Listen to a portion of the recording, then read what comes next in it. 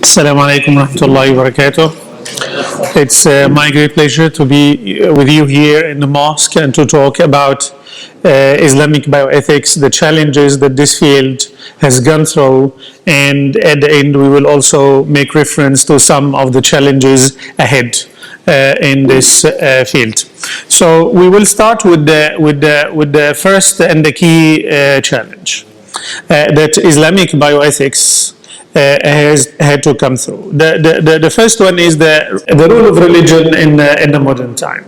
We will not talk about this in general because this is a very complex topic, but we speak here about the role of religion, not just in the public life, but in the field of science and scientific research and its clinical applications. And we speak about roughly about the beginning of the second half of the 20th century. The field of bioethics in general, mainstream secular bioethics, started in the 70s, more or less, and Islamic bioethics started in the 80s, about a decade later on. So we speak about the role of religion at this time. Generally speaking, at least from the 20th century onwards, more particularly from the second half of the 20th century, when we speak about Europe and the United States, the role of religion in public life started to shrink day in, day out, every year, every decade, and we started to have a secularist approach where religion is usually in the private life, but for the rest, it doesn't have a decisive or a key role to play. This was the case that we see in the publications which recorded and outlined the history of contemporary bioethics in the West. This is one of the important works, Handbook of Bioethics and Religion. It's published by Oxford University Press. And there is an important chapter written by Albert Johnson. Albert Johnson, for those who do not know him, he's one of the earliest bioethicists who have been appointed at a medical faculty. So those ethicists who will advise the physicians. And his background is theology and religious studies. He was emeritus professor of ethics and medicine at the University of Washington, and he is currently the co-director of the program in medicine and human values at California Pacific Medical Center in San Francisco. One of the key players and the key contributors to the field of contemporary bioethics. In this book, Handbook of Bioethics and Religion, he wrote a chapter, History of Religion and Bioethics. And he mentioned the following. He gave the example of an Italian Jesuit, Matteo Ricci, from the 16th century, 1582. He said that this Italian Jesuit crossed a frontier, a bit unusual frontier at his time. He was the first Westerner of modern times to dwell in the forbidden empire of China. He adopted the dress and culture of a Confucian scholar, honored with the epithet wise man of the West, who opened a conversation between two previously isolated cultures. So the metaphor that here Albert Johnson is using is this Italian Jesuit who crossed the frontier from the West to China. He took off his cultural garment as a Western and he adopted the Chinese one, although these two were isolated from each other.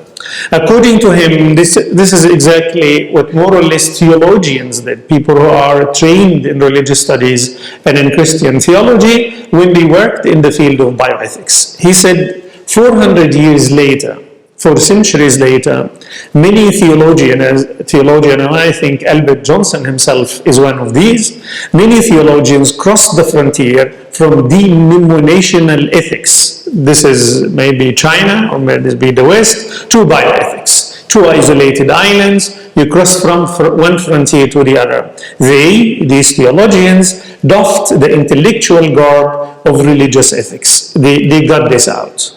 And donned, if not the white coats of doctors, the distinctly secular mentality of modern medicine. This is what happened in the Western discourse when it comes to bioethics. This doesn't mean that religious bioethics is completely missing in the Western discourse. This is not true. Even journals, one of the known journals in the field, Catholic Bioethics, Journal of Catholic Bioethics, we have this. We have works on Jewish bioethics. We have sometimes even encyclopedias, handbooks, textbooks, etc. But they are always at the margin of the field. They are not they do not make part of the core business of the field, and they do not make the field of bioethics. The field of bioethics is the secular one, as Albert Johnson here has explained. So this happened because people thought this is modern time. We are not living in the ancient times where religions had the upper hand. This is a completely different historical context. And let's think with our mindset of now for the problems we face now. Why wouldn't we have such archaic, outdated, very old traditions to judge our acts in a very modern field like biomedical sciences now? Let's speak a language that everybody can understand, which is public morality, public discourse, and secular ethics. This was the situation in the West. More or less, if we want to exaggerate a little bit to show the difference, more or less exactly the opposite was happening in the Muslim world. The Muslim world suffered from European colonization by the end of the 19th or the beginning of the 20th century. By the second half of the 20th century, these countries started to gain their independence. There have been a big discussion about why have we been colonized, what should we do after colonization, how should the post-colonial period look like. Especially religious scholars and many others as members of these societies at this time, they had the idea that we have went so weak and we lost the golden civilization which Islam built because we did not apply Islamic Sharia as it should have been. And now, in order to gain our independence in the full sense, it is not enough to get it in a military or in a political sense, but it must be in a religious, in a cultural, in a financial, etc. And at this time, it became like a phenomenon, something in vogue, that stressing the Islamic of everything. So we will have Islamic finance, we will have Islamic politics, we will have one of the very early books on economics from an Islamic perspective was written by Al-Baqir al-Sadr in Iraq called Iqtisaduna, our economy. So the we, they, our, their, etc. Stressing clearly and strongly the differences between the colonizers and their secular perspective, and we, the colonized, with our religious Islamic perspective.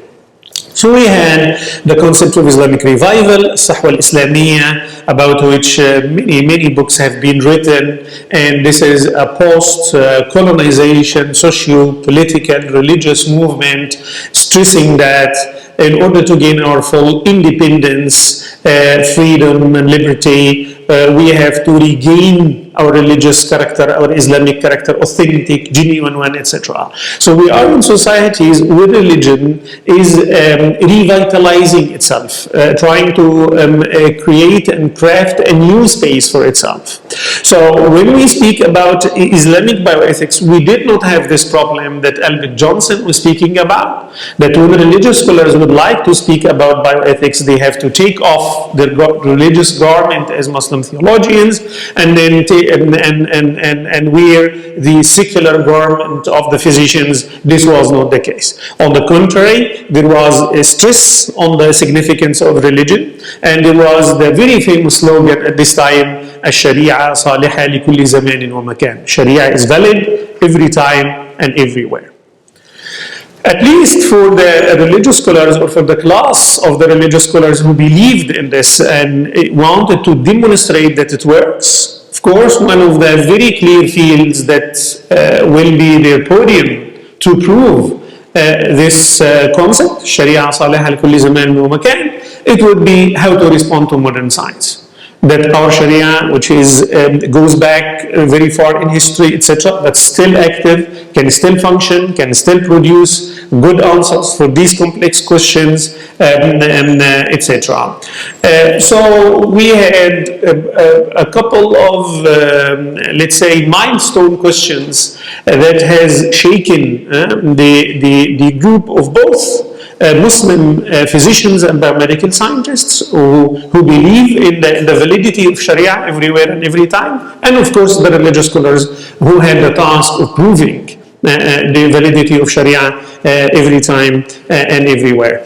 One of the early examples, which happened in the 70s, on the 25th of July 1978, shortly before midnight, something happened which will change the face of medicine and change even our perception of parenthood, of human reproduction. This was the moment when Louise Brown was born. Louise Brown was born, was the first ever child in history that will be born through the artificial insemination, through the technologies of test tube babies at this time. So there was no, it didn't happen in between brackets, the natural way that we used to, that we have a couple who will have a sexual relationship together and then the fertilization would happen inside the uterus, etc. No, things happened outside and we had control on them. This was, of course, big news worldwide at this time.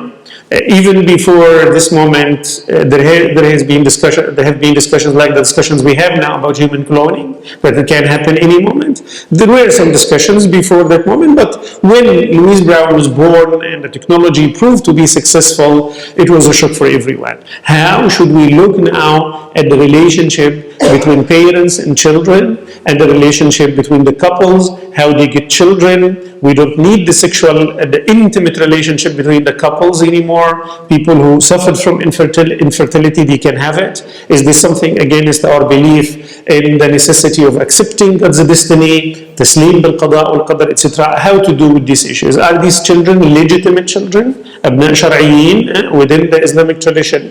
I know from personal discussions with people who will later become key players in the field of Islamic bioethics, that they contacted each other. So the event took place in the UK, but here in Kuwait, these two people phoned each other, asked for a meeting with each other. This is Abdurrahman Al-Awadi and Ahmed Al-Jundi. Rahman Al-Awadi was the Kuwaiti Minister of Health. He's a graduate of Harvard University in public health, and Ahmed Al-Jundi is a pharmacist from Egypt. Both of them were living at Kuwait at this time. They told me, once we heard the news about Louise Brown, we phoned each other and we said, what does Islam say about this? How should we respond to this? So the challenge is there. Biomedical scientists feel it, and they don't know how to address this. After a couple of years, so this, what should we do? On the 5th of July 1996, we have another very important incident that the whole world was interested in. This was the birth of Dolly, the first cloned sheep in history. And again, this was asexual reproduction, an identical copy of another one through the technology of cloning. Dolly was born the 5th of July 1996, but it was not declared until the 22nd of February in 1997.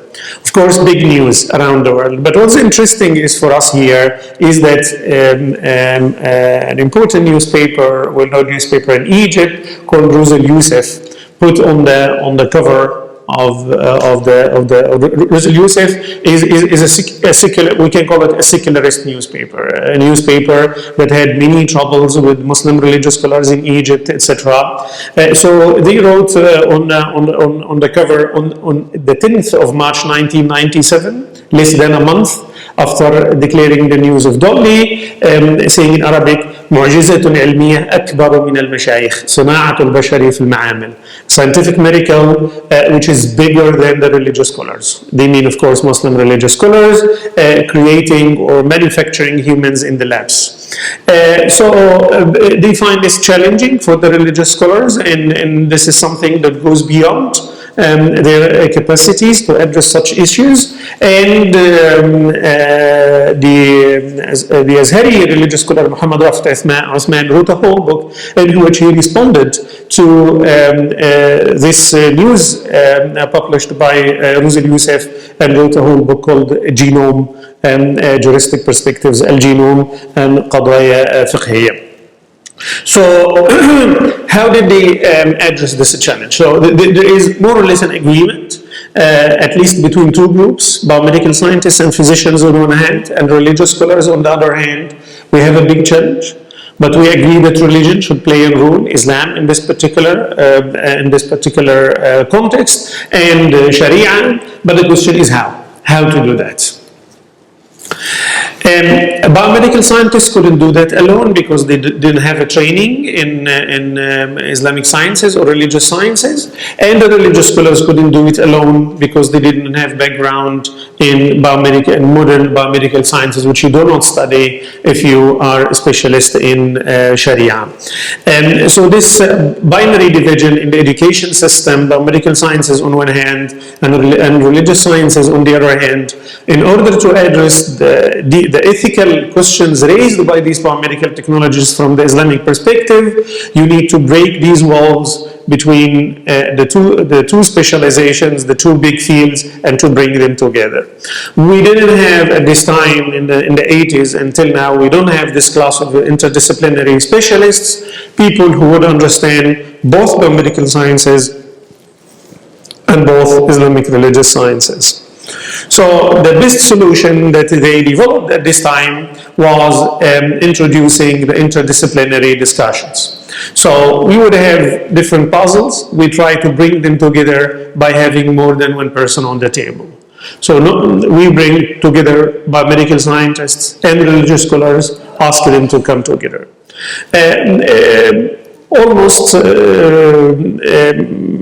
Both groups, Muslim scientists or Muslim physicians and Muslim religious scholars, got convinced in the 60s and 70s that none of the groups can do the task alone. They cannot do the job alone and isolated from each other. We have some conferences in the 70s at a very low scale, and then from the 80s it started to be the fashion in vogue. The questions should be addressed through the mechanism of collective ijtihad al-jama'i, not anymore the individual, but it must be collective, interdisciplinary. By the beginning of the 80s, we have the institutionalization phase. They institutionalized the interdisciplinary approach, the collective ijtihad. So we will have institutions specialized in addressing these very modern biomedical, bioethical questions from an Islamic perspective by bringing together specialists in biomedical sciences and in medicine and specialists in Islamic Sharia. The main organization and the most active organization in this field is the Islamic Organization for Medical Sciences based in Kuwait. They do nothing but Islamic bioethics, so they don't work on social aspects or political aspects or financial aspects from an Islamic perspective. It's only the bioethical issues.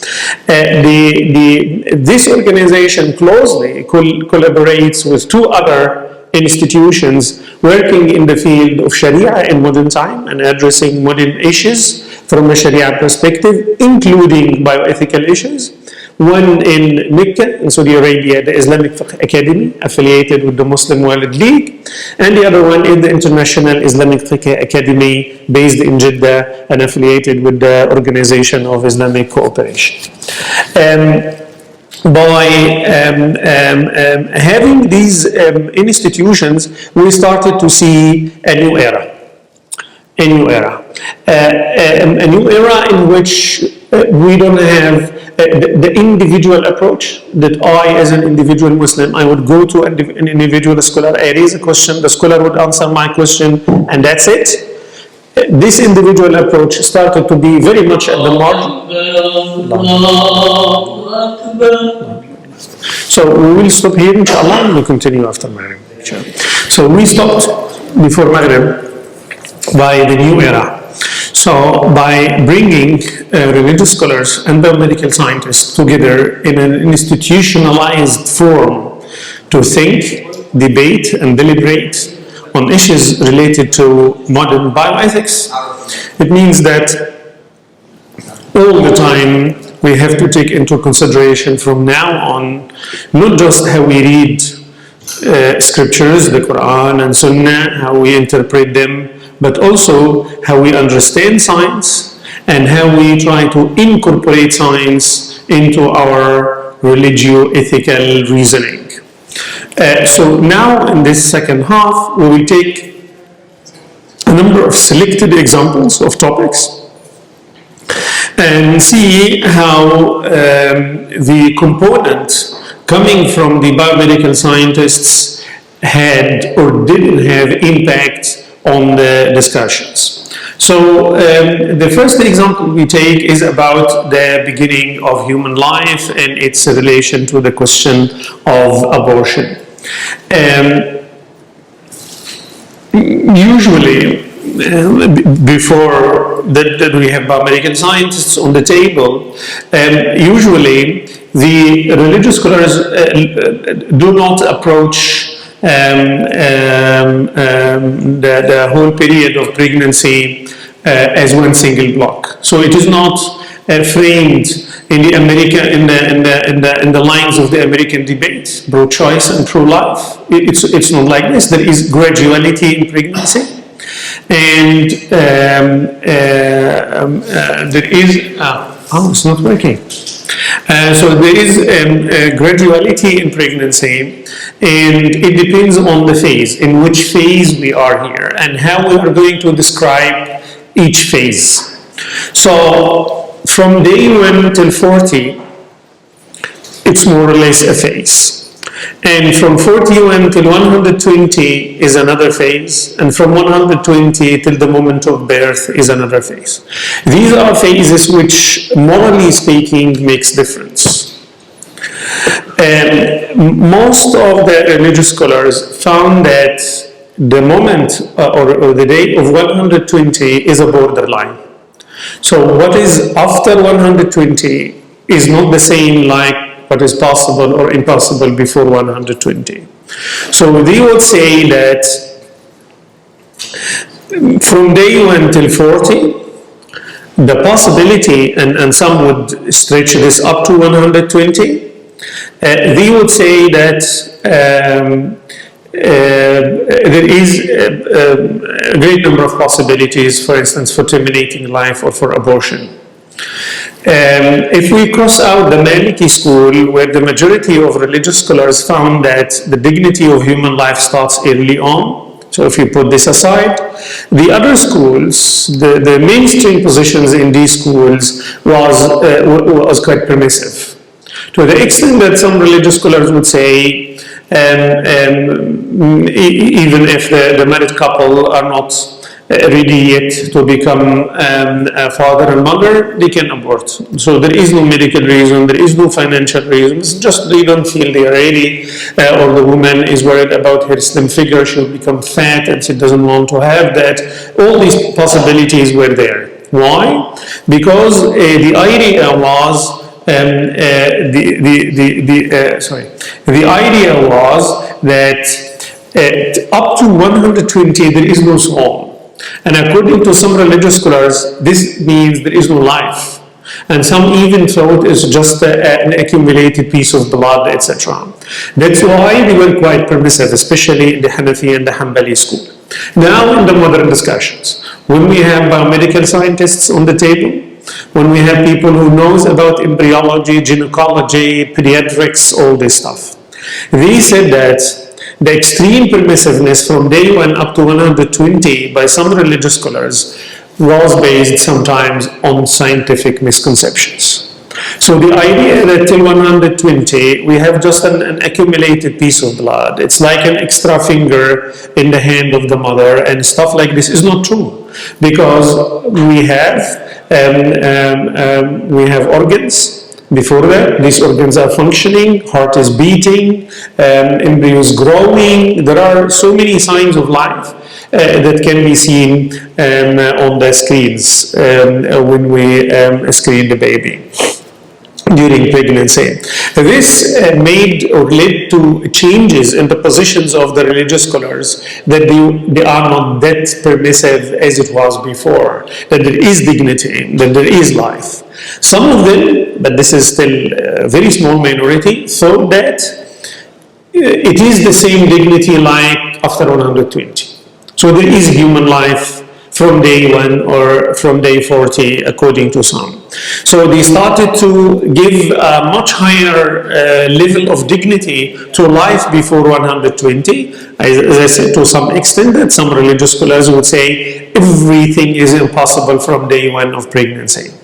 Some even, specifically biomedical scientists, push this to the moment of fertilization, even if fertilization happened outside the uterus, like in the IVF and assisted reproductive technologies. So we had an opposition against IUD as a contraceptive, intrauterine device. We had a position against stem cell research, etc. Position close to almost Catholic position. But the majority still of religious scholars found that the moment of ensoulment is important. And it is the borderline. And after this moment, we have a human life. But what do we have then before ensoulment? They said what we have before ensoulment is life. But what we have after ensoulment is human life. So before 120, we are terminating life. After 120 days, we are terminating human life. It's homicide, it's killing a human being. So from day 1, there must be a valid reason for terminating the life of the embryo. There must be a valid reason. And then they would disagree what makes a reason valid.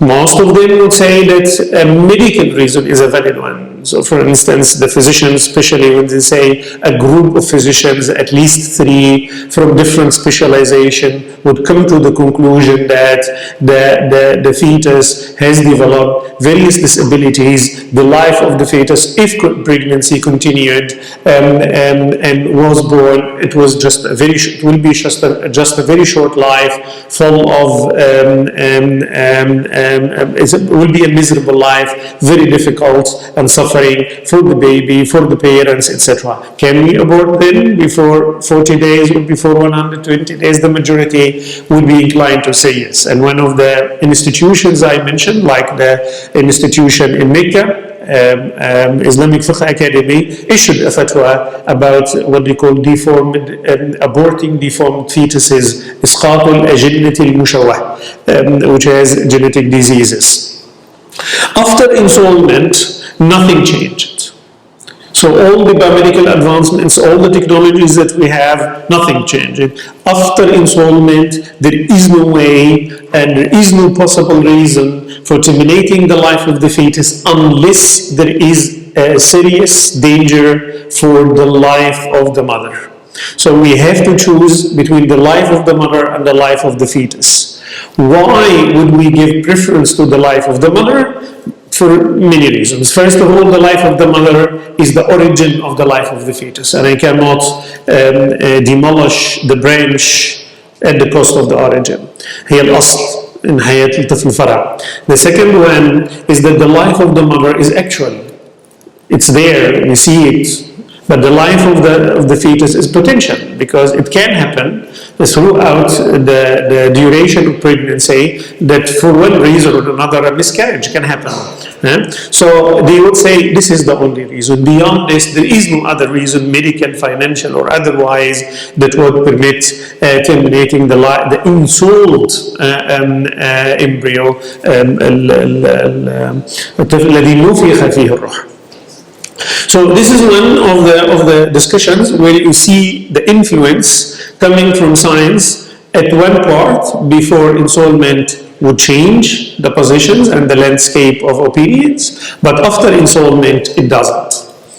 Another example is the assisted reproductive technologies, like what I mentioned, the case of Louise Brown, and now we have millions of babies who have been born through these assisted reproductive technologies. The religious scholars said, when they debated this, and it took quite a long time when they discussed these new technologies, what's possible and what's not possible, and what's ethical and what's not ethical. They came to say that by the end of these discussions, which took years, first of all, it must happen between married couples. So we cannot give assisted reproductive technologies to assist a couple to get children if they are not married, because in Islam you get children only if you are married. Number one. Number two, so it must be between a married couple, so it cannot happen before marriage. The second one, only the two married couple would contribute to the reproduction, so no donated sperm, no donated egg, no donated uterus, so no surrogacy in this. So we help people who have infertility problem by doing fertilization manually through the assisted reproductive technologies. If we don't have eggs, there is no solution. If we don't have sperm, there is no solution. If we don't have uterus, there is no solution. Now only the possibility of transplanting uterus, which is now possible, but we don't have contribution from a third party, as they said. The third condition is that it must happen during marriage. So the implementation of the fertilized egg must happen during marriage. What is this new one? Is that we can have married couple.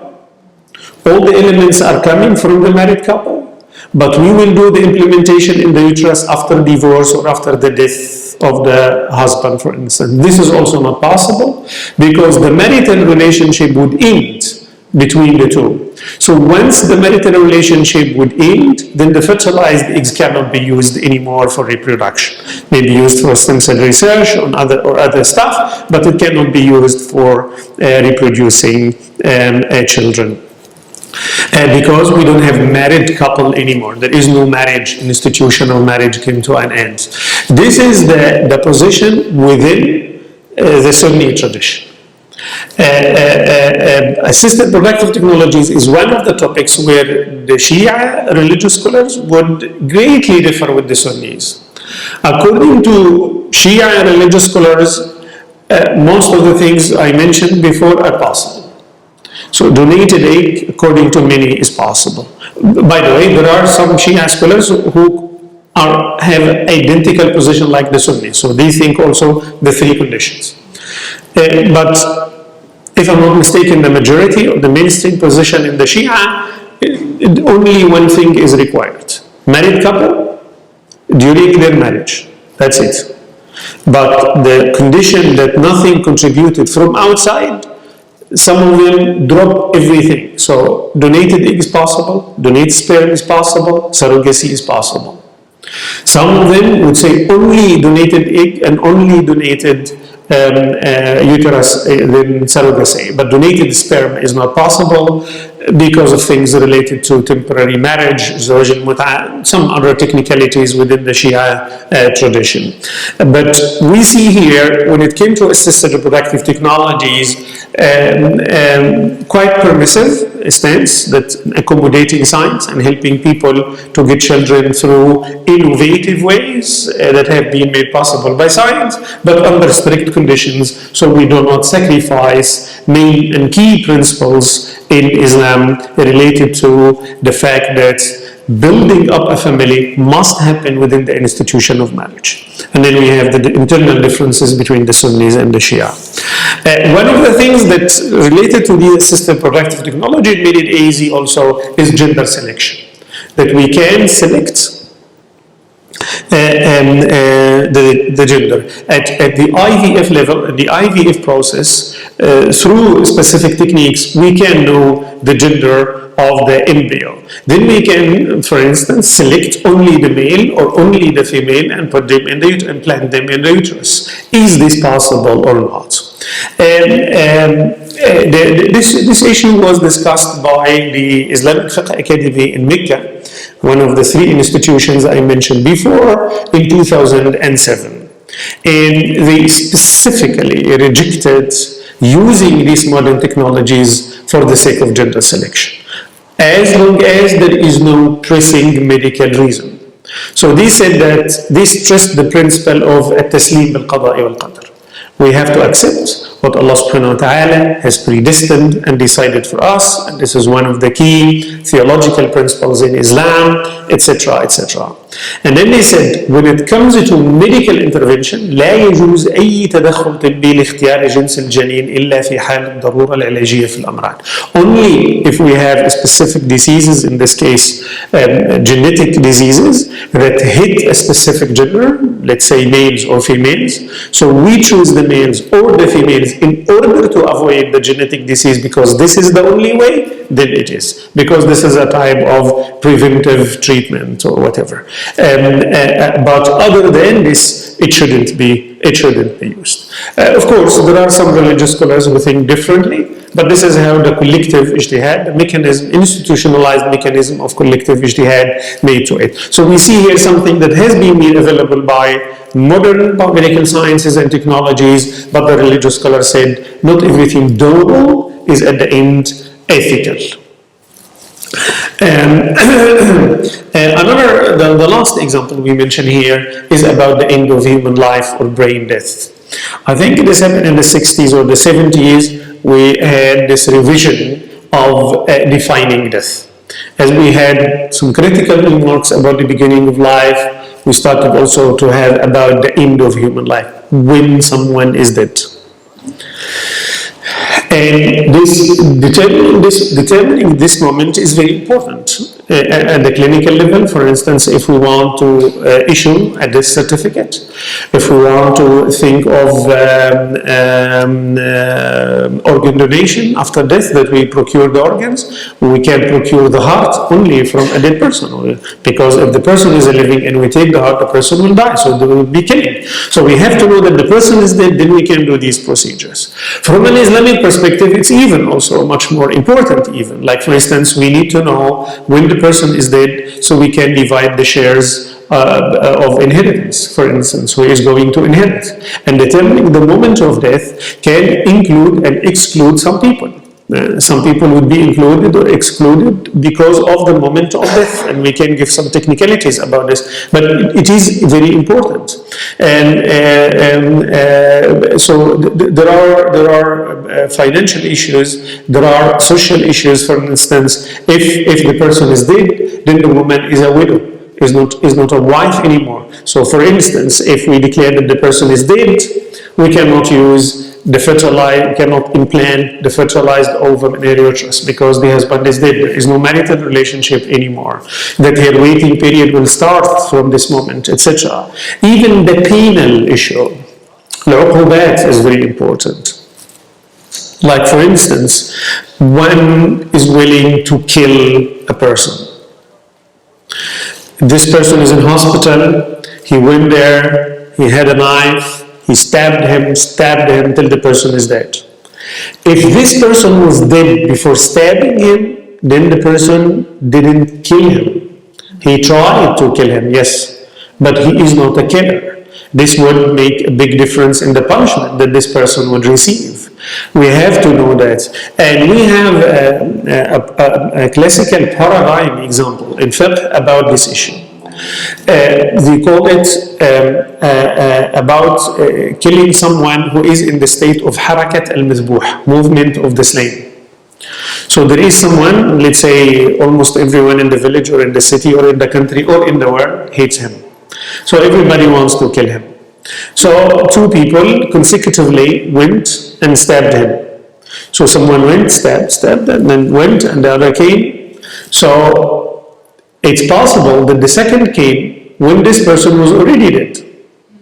So the killer is the first. So we need to know when the person died, so that we can categorize those who attempted to kill him, who is the killer and who attempted to kill him, because this will be death penalty, the other one will be blood money, etc. So there are so many technicalities. And some of the religious scholars said, if the second one approached the person and found him in the phase of the movement of the slave, في حركة المذبوح, so he's trembling, he's moving, but it is irreversible. The person is irreversibly leaving life and moving towards the hereafter, then the second one is not a killer. We will see that this paradigm example will be used in the brain death. But now we go to the modern question now that science came. Science said, with the ad hoc committee at Harvard, and later on the research on this field said that there is the brain, the unique organ.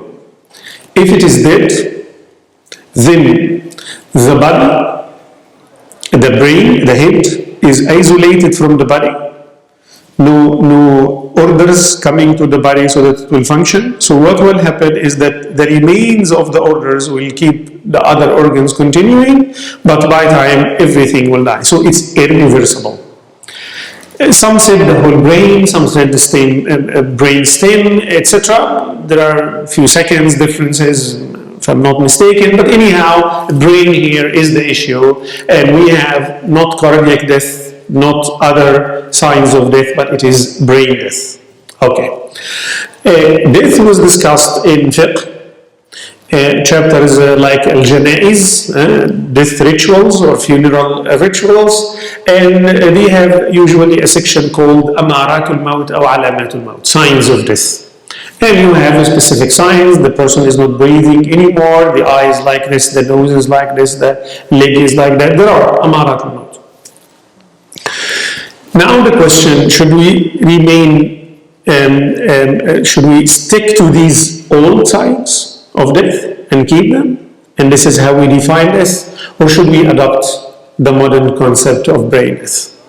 The institutions I discussed, the three institutions, they themselves disagreed if brain death will be accepted from an Islamic perspective or not. Two of the institutions, the one in Kuwait and the one in Jeddah, said brain death is death, and it is accepted from an Islamic perspective.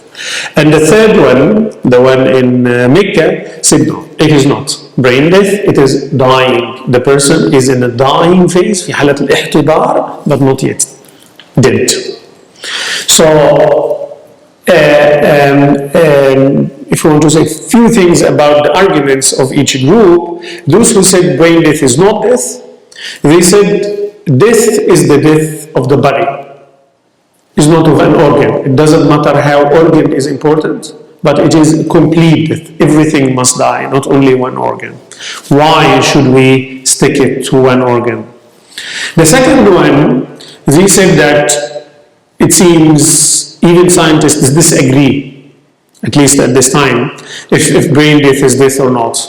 And death, we cannot judge death on the basis of zan, on the basis of probability. We must be certain that the person did. And then they will quote classical Muslim scholars that if you are in a case of doubt, you have to wait even until the body smells and you are pretty sure that there is death, then you do it, because otherwise you are burying a living person, which cannot be accepted.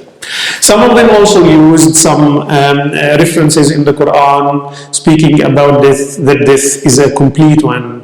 هل تحس منهم من أحد أو تسمع لهم ركزا. There is nothing, you have nothing, there is no reflection, there is no response, etc.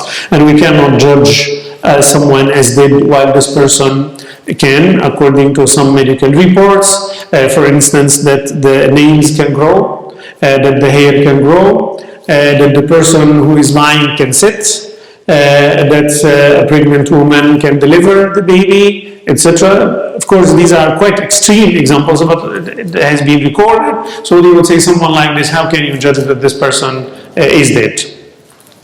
The others said death, the definition of death from an Islamic perspective is khuruj al-ruh. The soul departs the body. And this is a metaphysical concept. The only way to know that it happened are the signs, al-alamat. The signs that the classical religious scholars mentioned are based on ijtihad and information coming to them either from empirical observance that they see what happens or from physicians.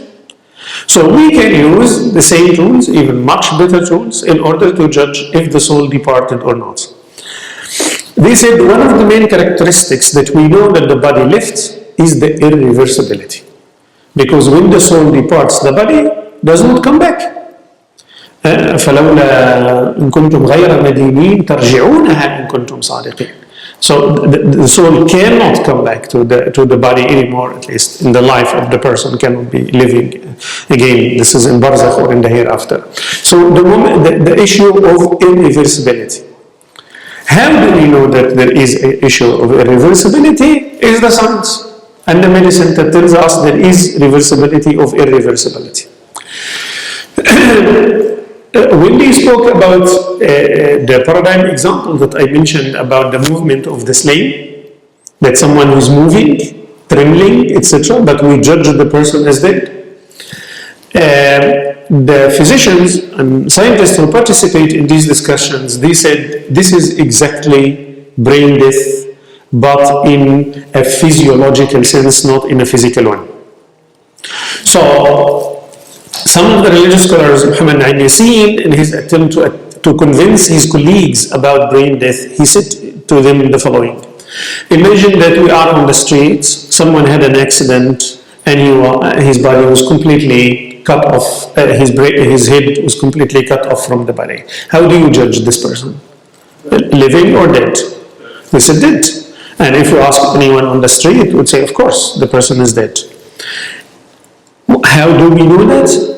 Necessary knowledge. العلم ضروري. You don't have to be a physician to know that this person is dead. We all know that. In the case of brain death, the same happened. The head is cut off from the body. There is no communication anymore. Cut off from the body, irreversibly. But we don't know this through necessary knowledge, but acquired knowledge. You have to be trained. You have to study medicine. You have to know end-of-life care, etc., to know and to measure that now the body is cut, the head is cut off from the body. Does it make difference that in the first case we have necessary knowledge and in the second case we have acquired knowledge? No. Cut off physically? No, it's physiologically. It's physiologically. We know it through acquired knowledge. In the first case, through necessary knowledge. Would this make difference? They said no. The majority of the people sitting in Kuwait and in Jeddah, they were convinced of this line of reasoning, and they came to the conclusion that brain death is death. The others in Mecca, they were not convinced. And they said that the person is in the dying phase, but the person is not dead. So, for instance, you cannot procure organs from such a person.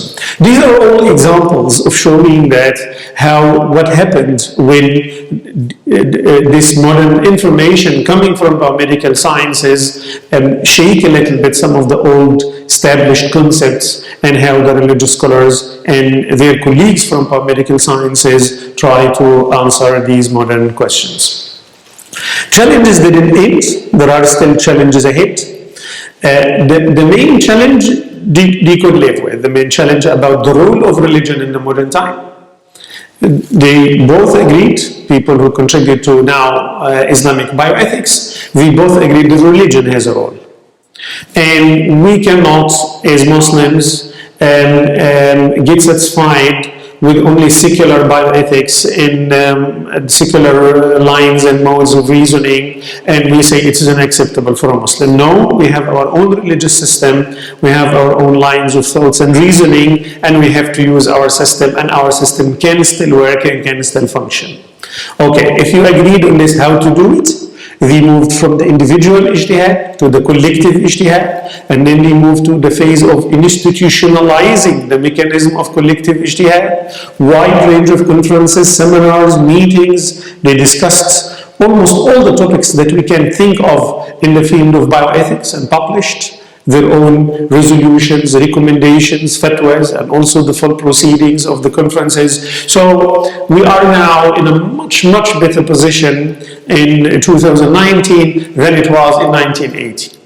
It's not to compare. We are in a much better position. But this doesn't mean that the situation is perfect and everything's fine. There are still challenges that people working in the field have to grapple with. One of these challenges had to do with interdisciplinarity. We don't have religious scholars alone anymore, but we have on the table with them biomedical scientists. When it comes to the participants, we have Muslim religious scholars and Muslim biomedical scientists. What about people, specialists in bioethics, but they are not in Islam? Maybe they are Christian bioethicists or Jewish bioethicists. And what about the physicians and biomedical scientists? If we have non-Muslims, but they are the ones, for instance, let's say the one who made the IVF or the one who led the Human Genome Project, etc. Should we have them, and should we give the priority to the religious identity or to the scientific professionalism, for instance? One of the questions that we still have a lot of struggling in choosing the participants. The other one is who else should be? We have religious scholars, 90% or maybe 95% trained in Islamic law, in fiqh. So theology is much less represented, very much marginalized. Philosophy, almost non-existent. When it comes to Islam, to adab, to akhlaq as a field, we hardly have any representatives.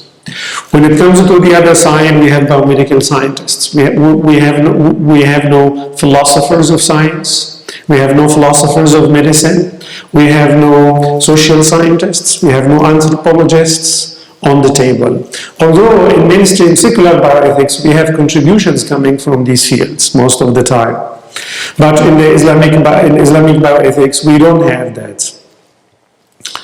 If we continued only with the two groups of biomedical scientists and religious scholars, or if we widened the pool of the participants, we will still have a problem with managing the process of ijtihad. Who is going to do what in this process? The impression in the beginning, when they started the process of collective ijtihad, is that biomedical scientists would explain the biomedical information and the religious scholars will do the normative reasoning.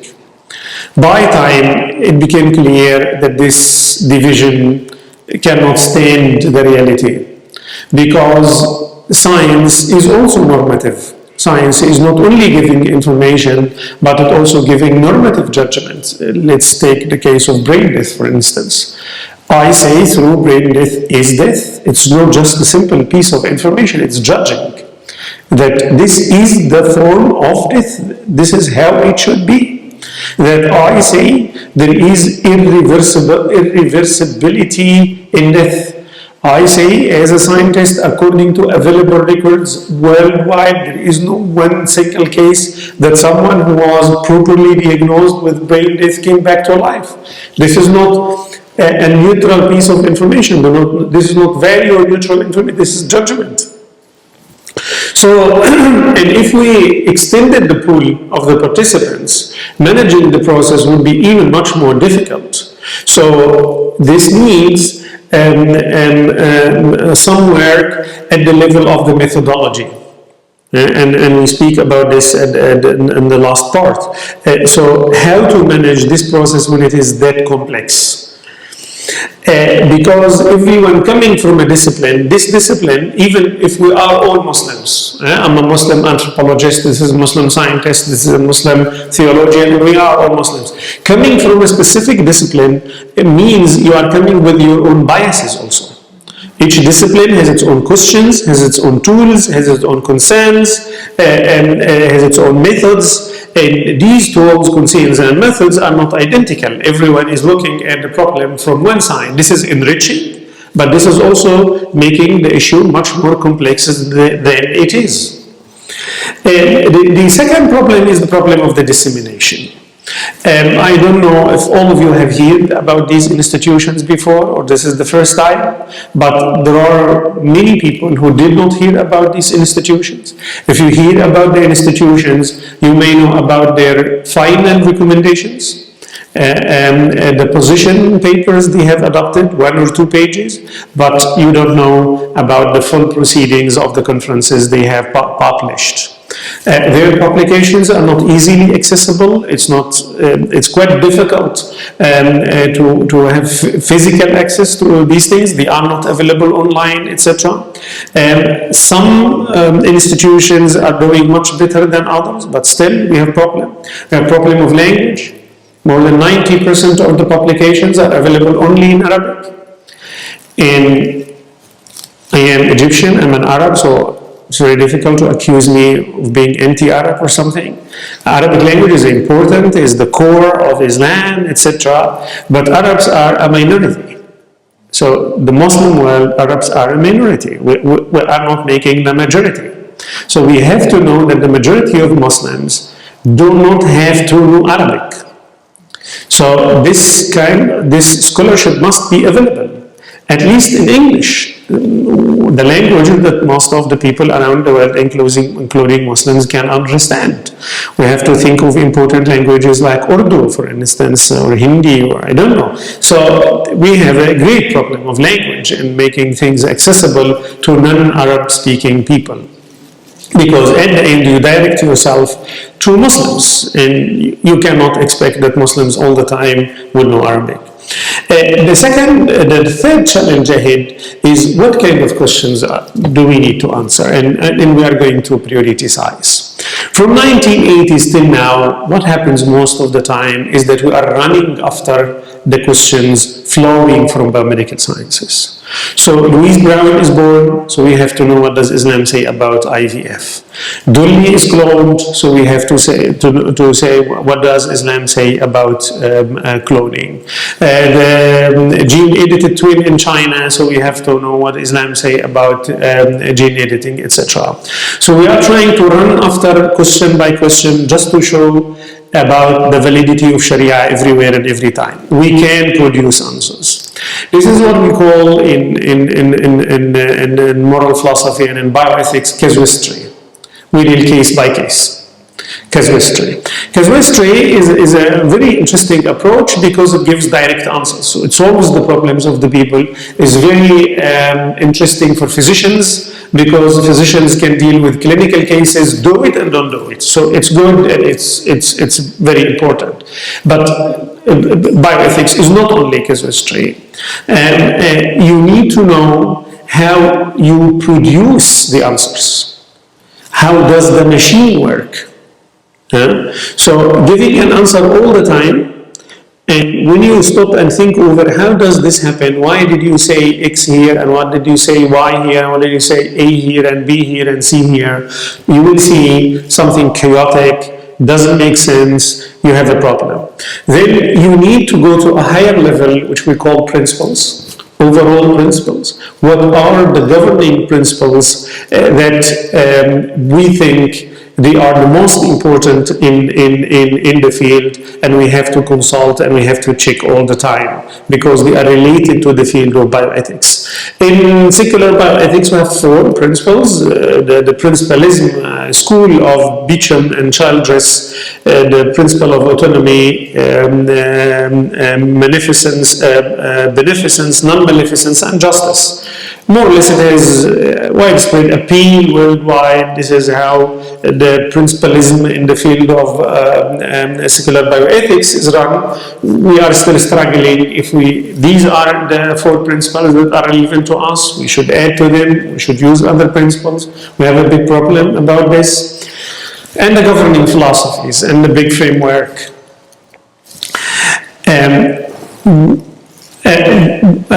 We need to know why do we have these questions. So we have questions flowing from science. We are trying to answer them, but also we need to know why these types of questions are coming now and how to question these questions.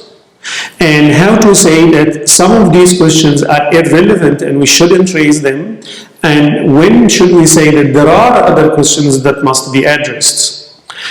There are questions about budgets, international budgets dedicated to science. Why do we spend such amounts of money on the possibility of treating specific diseases and not others? Why do we spend the huge amounts of money we spent on the Human Genome Project, for instance, on genomics and the hype of genomics? Maybe it would have been much more important to spend this amount of money, or even half of it, to eradicate malaria in Africa. To have clean water for some villages in third world countries. There are things the questions that must be questioned. Things at the level of the methodology. How do we incorporate the scientific information in the whole process of reasoning? What kind of weight do we give to scientific information? A big number of religious scholars think of science as the science of certainty. If we don't have certain information, this is not science. We cannot live with probability. Although medicine in particular, and science in general, especially now, is not the science of certainty. It's the science of challenging certainty and trying to bring new theses and trying to shake in what we think is important. This is how people make discoveries. This is how people get Nobel Prize. And a Japanese scientist who got the Nobel Prize for his work in stem cell research, it was more or less a very well, strongly established fact in medicine. Once the cells, the stem cells, embryonic stem cells get specialized, these stem cells, which became specialized like liver cells or heart cells, will never be stem cells again.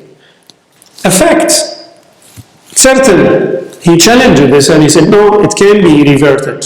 And he developed technology to revert it, IPS technology, and he got the Nobel Prize for this. So science is not that of certainty, and we cannot wait till we have certainty all the time. Some religious scholars would say, as long as you disagree with each other, we cannot issue an opinion now, wait till you sort it out and you come up with certainty and we come back. People cannot wait for that.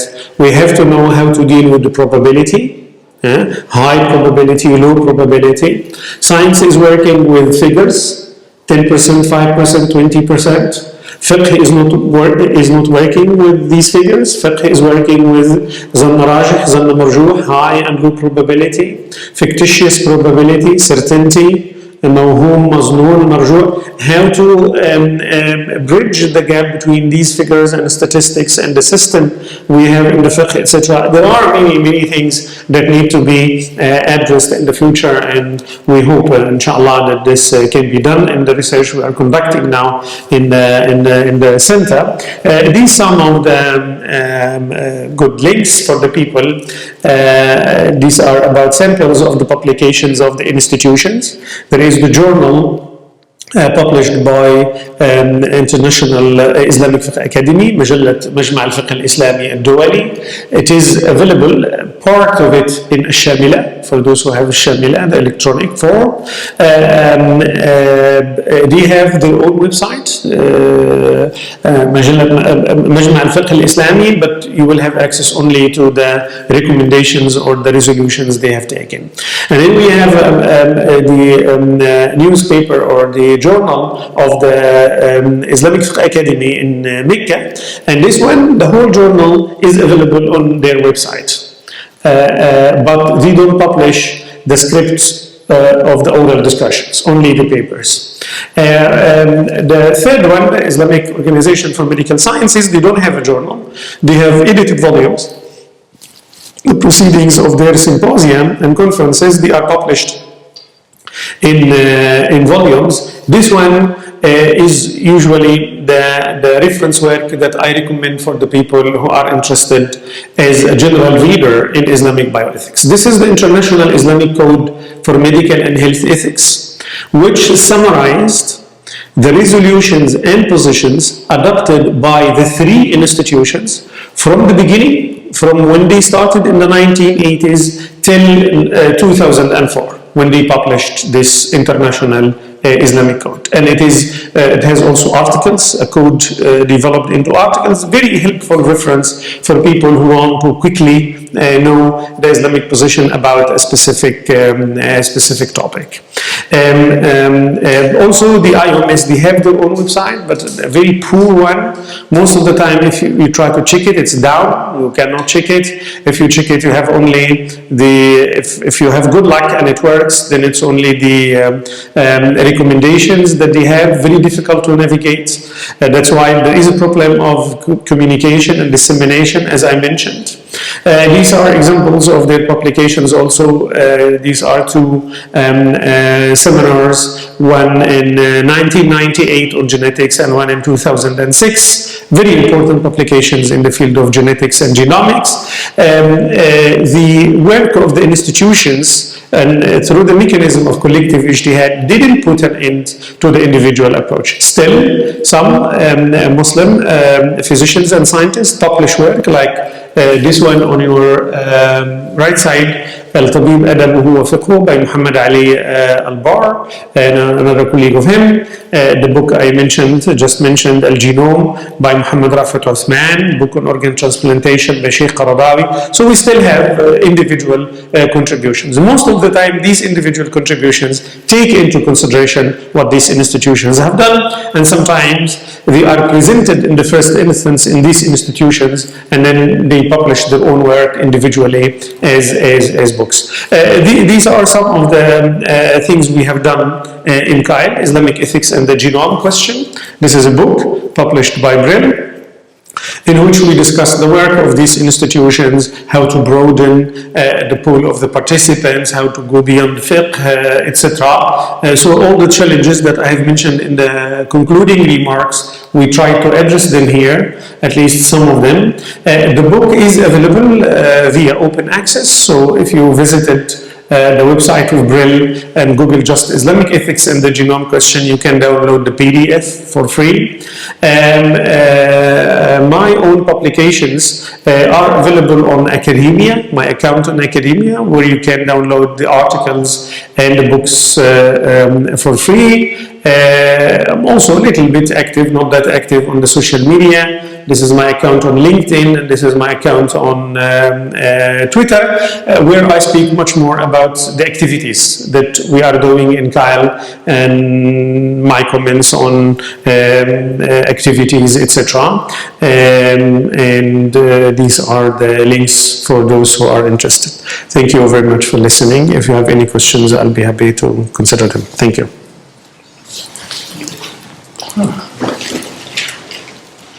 Yes, please.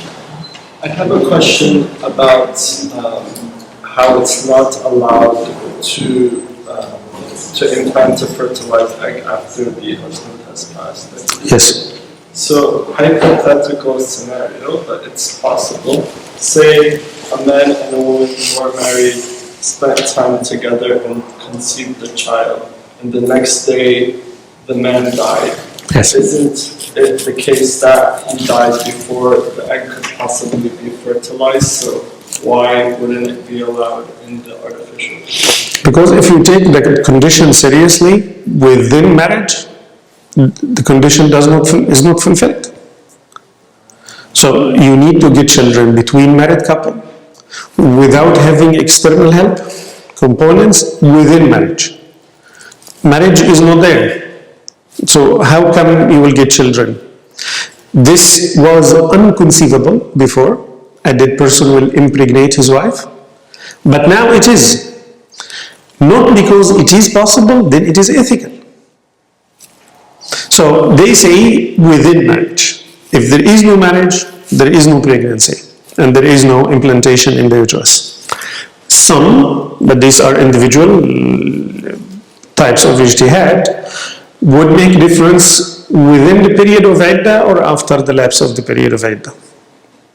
So if the person died and she's still in the period of iddah, the waiting period after death, we would say yes, it's possible. Why? Because she still cannot marry anyone else. So we cannot say, you may say, but this is not within marriage. But then I can say to you, but it's not outside marriage, because she is not married with someone else and she cannot. These are some nuances in the discussions. Yes. Yes, please.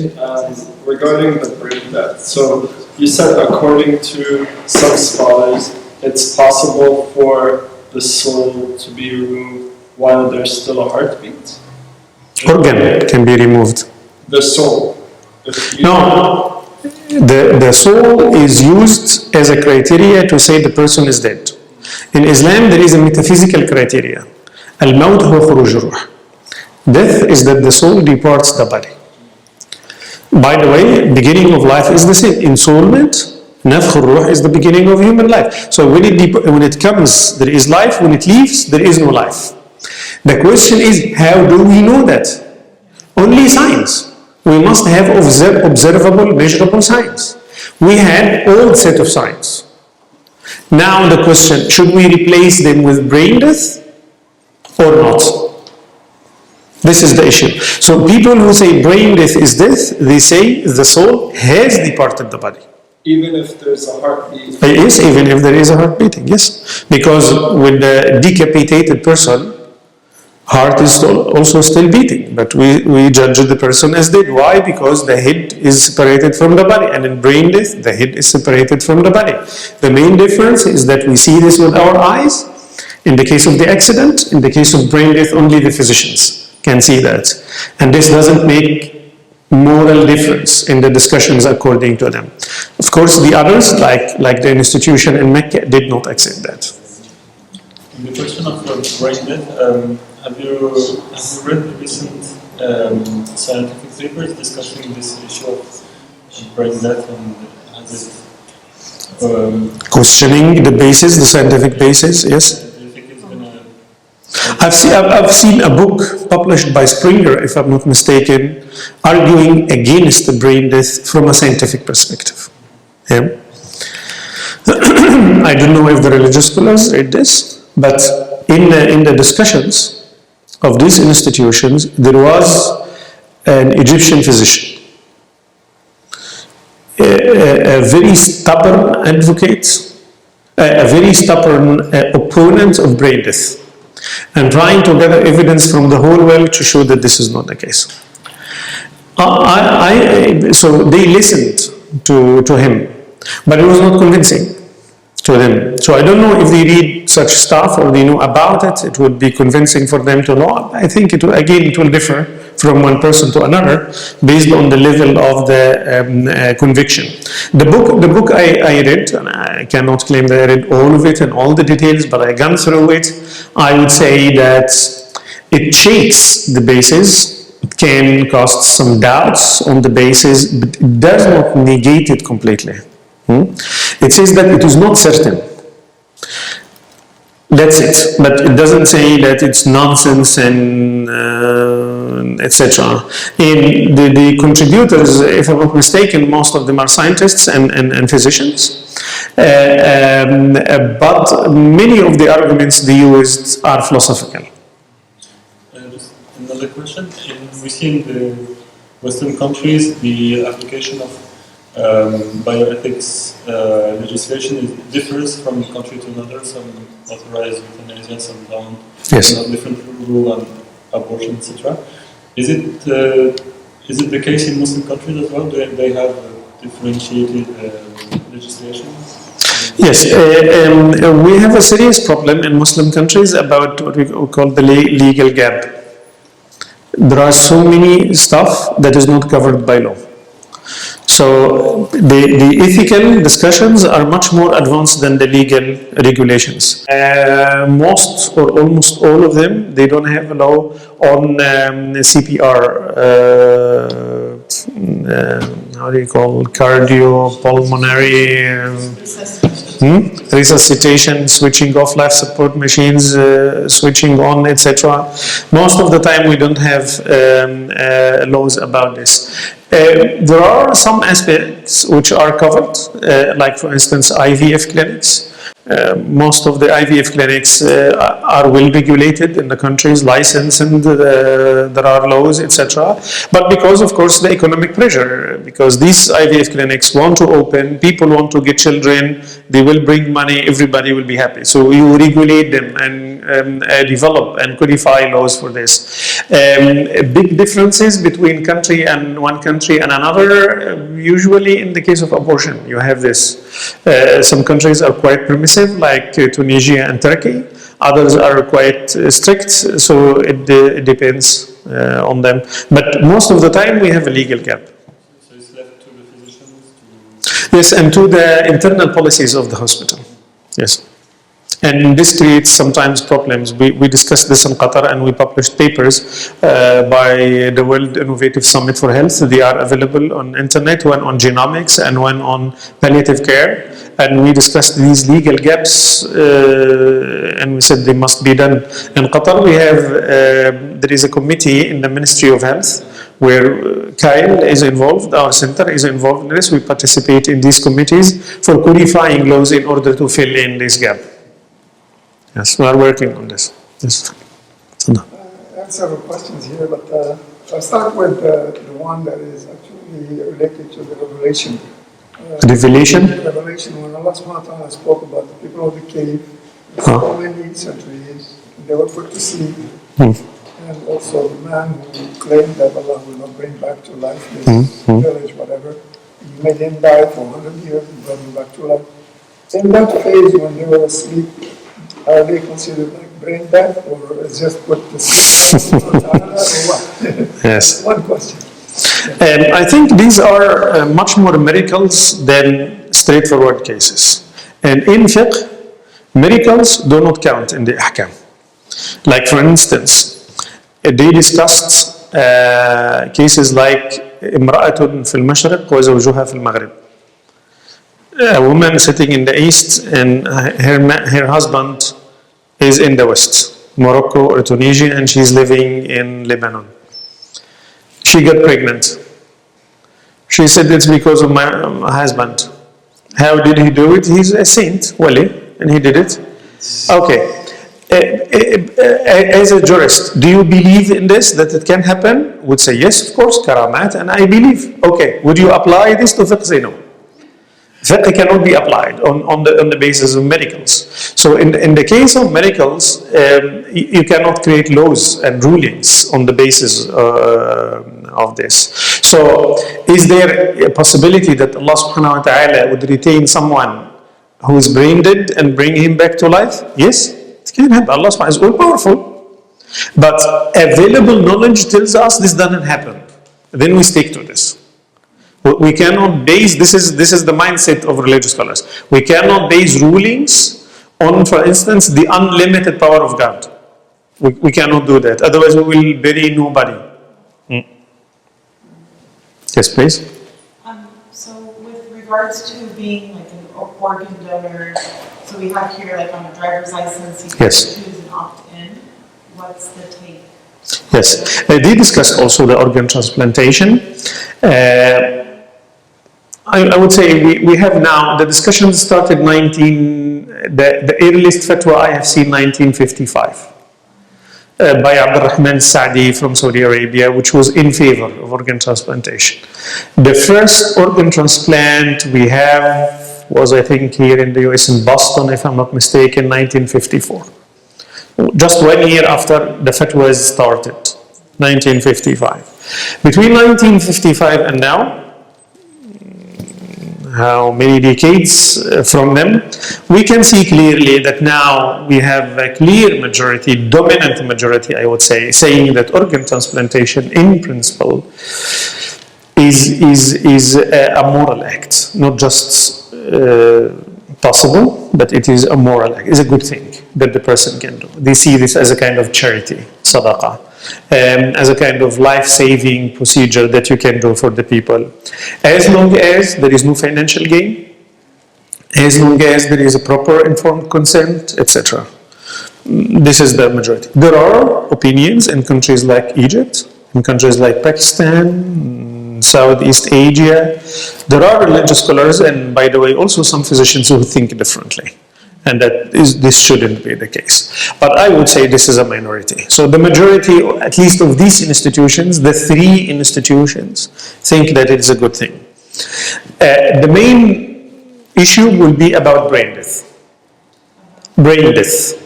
Because usually we procure organs from brain dead people. But by the way, we have now, thanks to the technologies, we have cardiac dead donors. So, and I think you can indicate this, at least in some countries, that no heart. You shouldn't take my organs if I have a heartbeat, I'm a heart beating patient.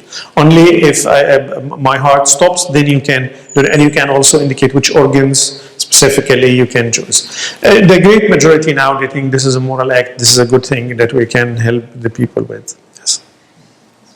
Yes, please. For abortion or gender selection in the case of a genetic disease that's associated with a certain gender, does the disease have to cause a certain level of harm, like for example, like brain function or bodily function for the abortion or gender selection to be accepted? Yes. Of course, the position of these institutions and even individual religious scholars in general, they are, if you approach them from the perspective of a judge, of a lawyer, or from the perspective of a physician who will practice, you will see they are vague. Because they will not give you a list of diseases and say, in these diseases you can do abortion, for these one you don't. Only now I think there is a committee in Iran that is trying to develop this. They try to develop a list of diseases which they think tolerates abortion and the others not. What the religious scholars usually do, they give the criteria. For them the criteria is not 120, we didn't pass the day. The second criteria is that there is a serious medical disease, which has been decided by committee, not by one person, consent from the parents, and the physicians say there will be a short, miserable life given by this one. This is what's mentioned in the fatwa. And then it's up to you to see how to apply this. I received a number of questions from the hospital in Qatar about some cases that they find it difficult to see what to do. And then they bring me in discussion with the family, the husband and the wife. And then on the basis of information that we get from the physicians and then discussing with the parents, we can sometimes come to a conclusion. I would say remaining undetermined, I wouldn't call it vague, undetermined like this is a blessing, is important. Because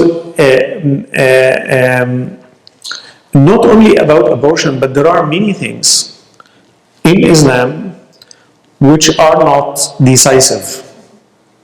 Even in the Quran, not decisive.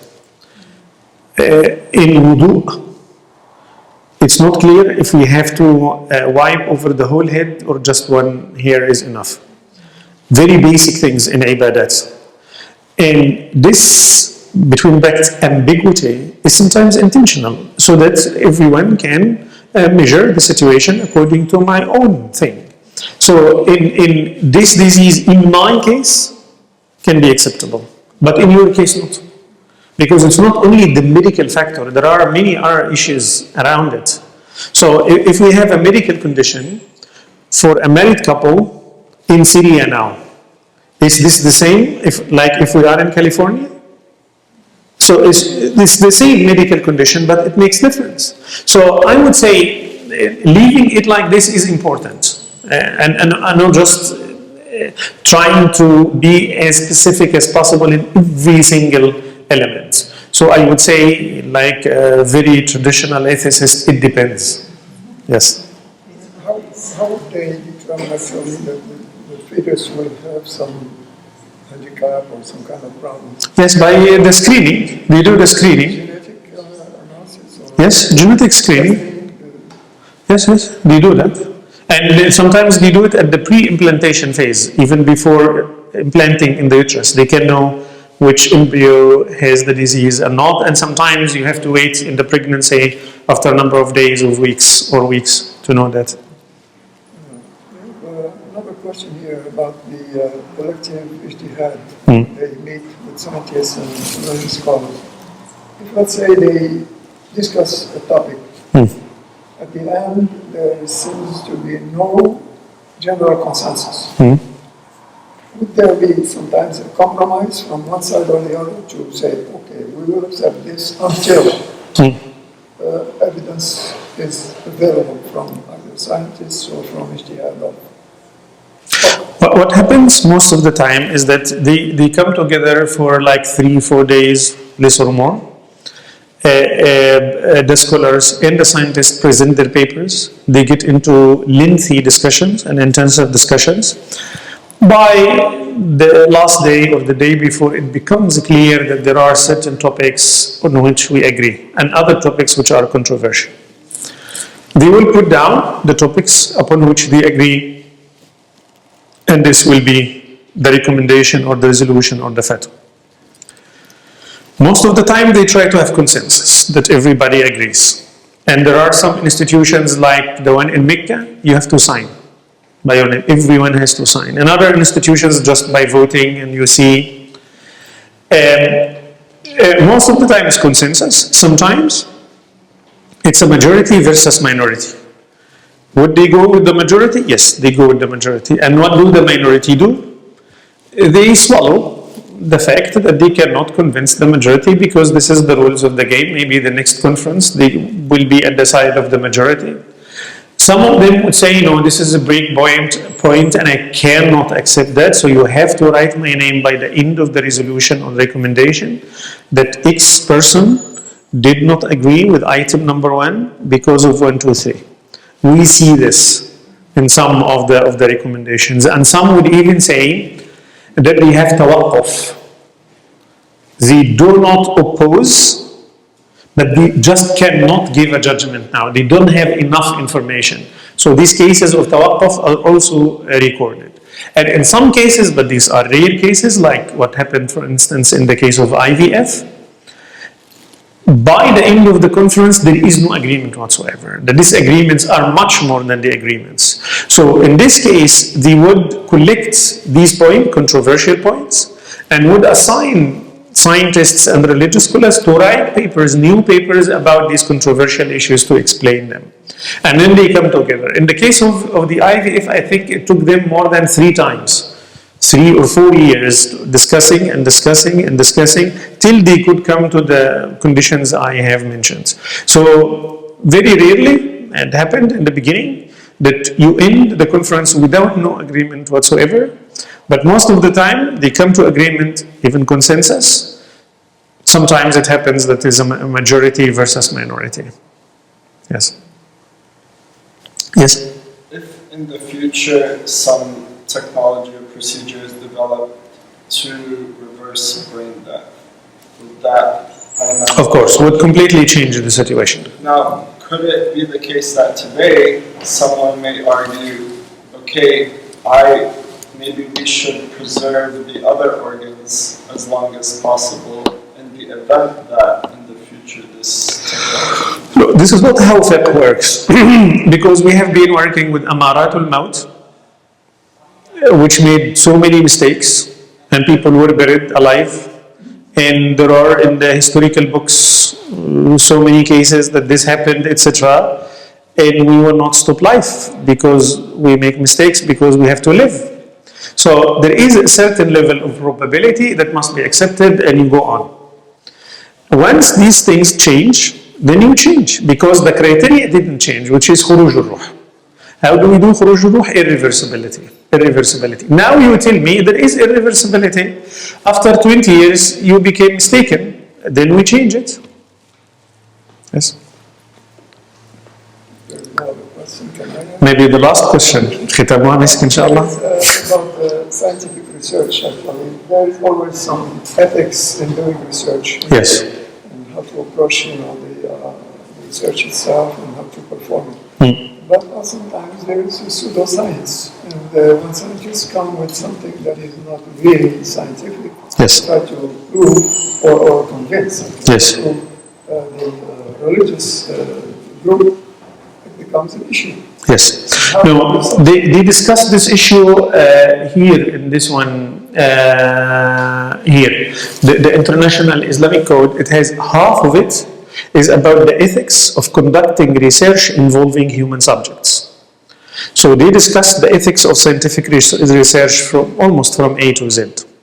What happens now, including not just in America, but including countries like Qatar, like Saudi Arabia, etc. There are what they call institutional review boards. You are a scientist and you want to do research and you want to use X hospital and the patients, etc. You cannot do your research without getting approval from the IRB, Institutional Review Board, which will check your protocol from all possible aspects. Every year, you have to come back with reports to the ethics committee. The ethics committee has scientists, has clinicians, has ethicists, has must have a non-scientist, they call it. So this is what we do in Qatar. Now it's very difficult to do that. Very difficult to do that. Can it sometimes that some pseudoscientists give misinformation to the religious scholars? Yes, it can happen. But at the level of these collective discussions, it's quite difficult, because if someone has it, the others will show that it is unverified, etc. Until now, there is nothing that discovers someone that presented them with false, To the best of my knowledge, I didn't come across. I didn't read every single page, but I read quite a lot in these proceedings, and very carefully, and more than once. I wake up and go to sleep with these things, reading them and memorizing them. I didn't come across such a case that they were given misinformation, but they speak about misinformation given to classical scholars. Yes, that this information is now outdated, like what I mentioned about the beginning of human life, etc., how the embryo should be conceived. That's it. But that they get themselves misconceptions, I didn't see that. Is it one-time publication, or is it periodical or revised? Every year you have a number of publications, yes. It started 1980s and going until now. So every year you have, because the more questions we have coming from the science, they respond to that. Yes. Okay. Thank you so much for listening and for your patience, and wish you a very nice evening. Assalamu alaikum wa rahmatullahi wa barakatuh.